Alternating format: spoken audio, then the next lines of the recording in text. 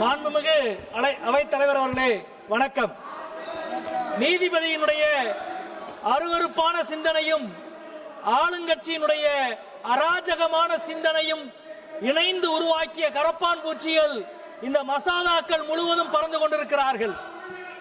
ஜூலை 19ஆம் தேதி நள்ளிரவு உலக இளைஞர்கள் உலகக்கோப்பை கால்பந்து ஆட்டத்தை ரசித்து பார்த்து முடித்து 4 மணி நேரத்துக்கு பிறகு இந்திய இளைஞர்களும் மாணவர்களும் ஜந்தர் மந்தரிலே இருந்து தனது போராட்டத்தை தங்களது ஆட்டத்தை துவக்கினார்கள். மோடி அமித்ஷாவுக்கு எதிரான அவர்களின் ஆட்டம் சாதாரண ஆட்டம் அல்ல. 12 ஆண்டு காலம் ட்ரம்பிடம் மட்டுமே மண்டியிட்ட மோடியை முதல் முறையாக மாணவர்களிடம் மண்டியிட வைத்த பெருமை ஜந்தர் மந்தர். இந்த போராட்டத்தின் வீரியத்துக்கு முன்பு அவர்களின் கோரிக்கையும் தலைவர்களும் எல்லாம் மிகச்சிறியதுதான்.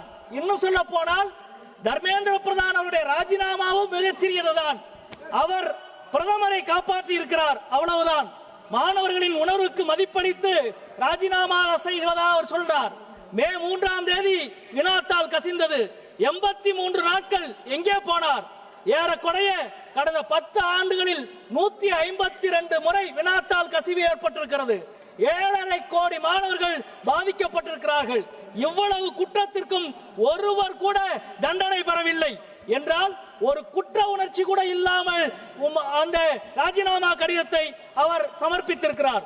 இந்த மசோதாவை தாக்கல் செய்கிற பொழுது அமைச்சர் சொன்னார், நீட் தேர்வை முறைகேடு இல்லாமல் நடத்துவதற்குத்தான் இந்த மசோதா என்று சொன்னார். நாங்கள் கேட்க விரும்புகிற கேள்வி ஒன்றுதான். பாலிலே எறும்பு விழுந்தால் எடுத்து போட்டு விட்டு குடிக்கலாம். விஷத்திலே எறும்பு விழுந்தால் குடித்தால் என்ன, குடிக்கவில்லை என்றால் என்ன? நீட் தேர்வே ஒரு முறைகேடுதான். அதை நியாயமாக நடத்தினால் என்ன, அநியாயமாக நடத்தினால் என்ன?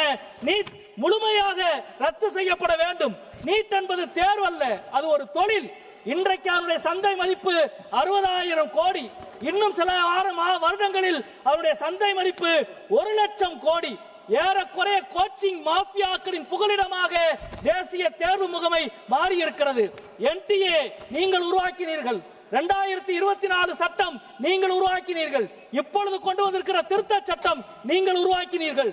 ஆனால் இவற்றையெல்லாம் உருவாக்கி என்ன பயன்? இந்த தேர்வில் இந்த வழக்கில் உச்ச நீதிமன்றத்தின் நீதிபதிகள் கேட்டார்கள், நீங்கள் திருந்தவே மாட்டீர்களா? கடந்த கால தவறுகளில் இருந்து நீங்கள் பாடம் கற்றுக்கொள்ளவே மாட்டீர்களா என்று உச்ச நீதிமன்றத்தின் நீதிபதிகள் கேட்ட அதே கேள்வியை உங்களிடம் நாங்கள் கேட்கிறோம். வெறும் தண்டனை காலத்தை அதிகப்படுத்தி, தண்ட தொகையை அதிகப்படுத்தி விரைவு நீதிமன்றத்தை அமைத்தால் போதுமா? இந்த பிரச்சனை முடிந்து விடுமா? 2003ஆம் ஆண்டு வாஜ்பாய் காலத்திலே வினாத்தாள் கசிவு வழக்கு இன்றைக்கு வரை நடந்து கொண்டிருக்கிறது. நாங்கள் தமிழ்நாட்டிலே இருந்து இந்த நாடாளுமன்றத்தில் கேட்கிறோம். அரியலூர் அனிதாவில் துவங்கி மதுரை ஜோதி ஸ்ரீ துர்காவிலே இருந்து கோயமுத்தூர் கோபிகா வரை எண்ணற்ற மாணவர்களை பலி கொடுத்த துயரத்தின் வழியிலே இருந்து சொல்லுகின்றோம். நீட் என்பது டீச்சிங்கை கொண்டு கோச்சிங்கை கொண்டாடுகிறது. நீட் என்பது மாநில உரிமையை குழி தோண்டி புதைக்கிறது. நீட் என்பது மாணவர்களின் தன்னம்பிக்கையை ஒழித்து தற்கொலைக்கு தள்ளுகிறது. எனவே நீட்டை கைவிடுங்கள், NEP-யை கைவிடுங்கள், கார்ப்பரேட் மயமாகிற கல்விக் கொள்கையை கைவிடுங்கள். இன்னும் சொல்ல போனால் கல்வியை மாநில பட்டியலுக்கு கொண்டு வருகிற ஒரு மசோதாவை தாக்கல் செய்யுங்கள். அதை விட்டுவிட்டு இந்த கண்காணிப்பு மசோதாவால் எந்த வேலையும் ஆக போவதில்லை. முன்னாள் தமிழகத்தினுடைய அமைச்சர்கள், தமிழக அரசால் அமைக்கப்பட்ட நீதியரசர் ராஜன் குழு மிக முக்கியமான புள்ளி விவரத்தை வெளியிட்டது. நாங்கள் அந்த புள்ளி விவரத்தை இந்த அவையிலே வைக்க வேண்டும், அந்த குழுவினுடைய அறிக்கையை இந்த அவையிலே வைக்க வேண்டும் என்று நினைக்கின்றோம். 2010ஆம் ஆண்டு நீட் அறிமுகமாவதற்கு முன்பு மாநில கல்வி திட்டத்திலே இருந்து மருத்துவக் கல்லூரிக்கு போன மாணவர்கள் 2330 பேர். CBSE இருந்து மருத்துவக் கல்லூரிக்கு போன மாணவர்கள் வெறும் 14 பேர் தான். ஆனால் நீட் அறிமுகமான பிறகு CBSE இருந்து மருத்துவக் கல்லூரிக்கு போனவர்கள் 1604 பேர். நீட் அறிமுகமாவதற்கு முன்பு கிராமப்புற மாணவர்கள் 65% பேர் மருத்துவ கல்லூரிக்கு போனார்கள். இப்பொழுது வெறும் 49% அது குறைந்திருக்கின்றது. நண்பர்களே, மிக மிக முக்கியமாக இங்கே சொல்ல வேண்டியது, இந்த போராட்டம் நுழைவுத் தேர்வு குறித்து ஒரு பெரிய கவனத்தை உருவாக்கி இருக்கிறது. அதற்கு பின்பு இருப்பது நிர்வாக பிரச்சனை அல்ல, அரசியல் கேள்வி. எனவே தான் இந்த போராட்டம் மிக முக்கியமானது. நீங்கள் உங்களது வழக்கப்படி இந்த போராட்டத்தை தகர்க்க என்னவெல்லாம் செய்ய வேண்டுமோ செய்தீர்கள். வெளிநாட்டு சதி, வெளிநாட்டு நிதி, அர்பன் நக்சல் என்று எல்லா வார்த்தையும் நீங்கள் சொன்னீர்கள். ஆனால் அது எதுவும் அங்கே எடுபடவில்லை. இன்னும் சொல்ல போனால் அங்கே அஜித் டிகே அவர்கள் சொன்னதை போல நான் எனது பெயர் காலிக்காக இருந்திருந்தால், நான் ஒரு இஸ்லாமியனாக இருந்திருந்தால் இந்நேரம் நான் சிறைச்சாலையில் இருந்திருப்பேன் என்று போராட்டத்தின் தலைவன் சொன்னார். அதுதான் உண்மை.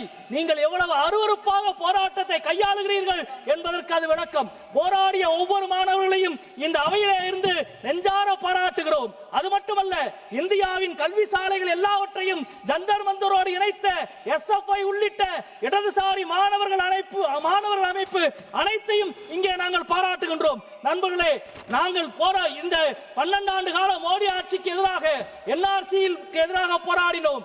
அதே போல CAA-க்கு எதிராக போராடினோம், SIR-க்கு எதிராக போராடினோம், காஷ்மீர் உரிமை பறிப்புக்கு எதிராக போராடினோம், விவசாய உரிமை பறிப்புக்கு எதிராக போராடினோம்.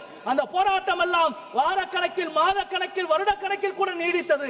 ஆனால் வெறும் 39 நாளில் இந்த போராட்டத்தின் வெற்றியின் ருசியை இவர்கள் உருவாக்கி இருக்கிறார்கள். இது ஒரு அமைச்சரின் ராஜினாமா சம்பந்தப்பட்டதல்ல, ஆளுங்கட்சியின் அராஜக கொள்கையின் தலையிலே இறக்கப்பட்ட இடி என்பதை இந்த நேரத்திலே தெரிவித்துக் கொள்கின்றோம். மாணவர்கள் மீது கட்டவிழ்த்து விடப்பட்ட இவ்வளவு கொடிய அடக்குமுறைக்கு உள்துறை அமைச்சர் பதில் சொல்ல வேண்டும். இன்னும் சொல்ல போனால் இந்த அவையில் மட்டுமல்ல, நாட்டுக்கு முன்பு மன்னிப்பு கோர வேண்டும் என்பதை இந்த நேரத்திலே கேட்டுக்கொள்கிறேன். இந்த கேள்விக்கெல்லாம் நீங்கள் பதில் சொல்லாமல் ஓடி ஒளிய முடியாது.